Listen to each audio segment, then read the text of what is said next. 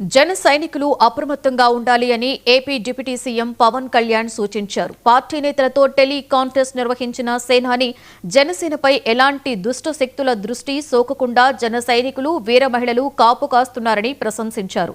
కొన్ని దుష్ట శక్తులు జనసేనపై కుట్రలు పన్నుతున్నాయని, కిరాయి వ్యక్తుల ద్వారా కిరాయి మాధ్యమాలతో కలిసి కుయుక్తులు పన్నుతున్నారని పవన్ కళ్యాణ్ అన్నారు.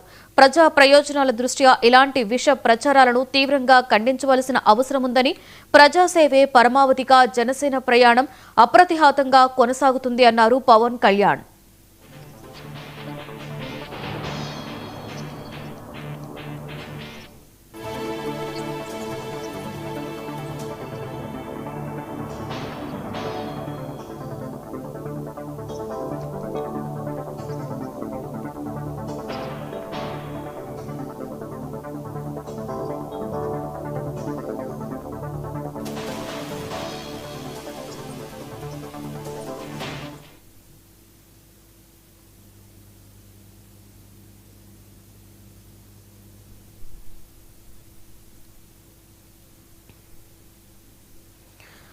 జన సైనికులు అప్రమత్తంగా ఉండాలని AP deputy CM Pawan Kalyan సూచించారు. పార్టీ నేతలతో టెలి కాంటెస్ట్ నిర్వహించిన ఆయన జనసేనపై ఎలాంటి దుష్ట శక్తులు దృష్టి సోకకుండా జన సైనికులు వీర మహిళలు కాపు కాస్తున్నారని ప్రశంసించారు. ఇదే అంశం మీద మరింత సమాచారాన్ని మా ఏపీ స్పెషల్ కరెస్పాండెంట్ సాంబశివరావు అందిస్తారు. సాంబశివరావు, చెప్పండి, జనసేన అని ఆయన ఒక కార్యకర్తలకి అలాగే వీర మహిళలకు ఒక లేఖను విడుదల చేసినట్లు తెలుస్తుంది. ఓవరాల్ డీటెయిల్స్ ఏంటి సాంబశివరావు? లక్ష్మి, పవన్ కళ్యాణ్ అయితే మాత్రం అటు కార్యకర్తలతో డీప్ గా మూవ్ అయ్యే విధానంలో ముందడుగు వేస్తున్నట్టుగా మనకు సమాచారం ఉంటుంది. దీనికి సంబంధించి కార్యకర్తలు ప్రతి ఒక్కరికి మన అండగా నిలవాలనే ఉద్దేశంతో పవన్ కళ్యాణ్ అటు నాయకులతోటి కార్యకర్తలతోటి తరచుగా సమావేశాలు నిర్వహిస్తున్నటువంటి పరిస్థితి. ఈ క్రమంలోనే ఈరోజు టెలికాన్ఫరెన్స్ ద్వారా జనసేనలో ఎటువంటి దుష్ట శక్తులు సోకకుండా కాపు కాస్తున్న జన సైనికులకు వేరే నాయకులకు ఆయన ప్రశంసలు చెప్పినటువంటి పరిస్థితి.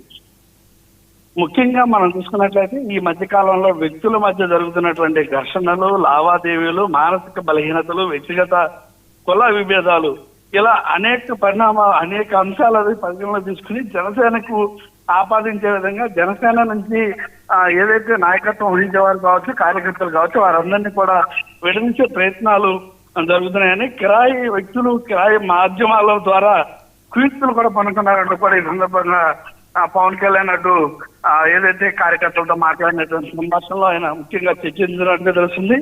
ముఖ్యంగా వివాహేతర సంబంధాలకు రచ్చ కూడా ఆ పార్టీపై రుద్దడానికి ఆయన రుద్దారంటూ కూడా ఆయన ఈ సందర్భంగా ప్రస్తావన చేయడం జరిగింది.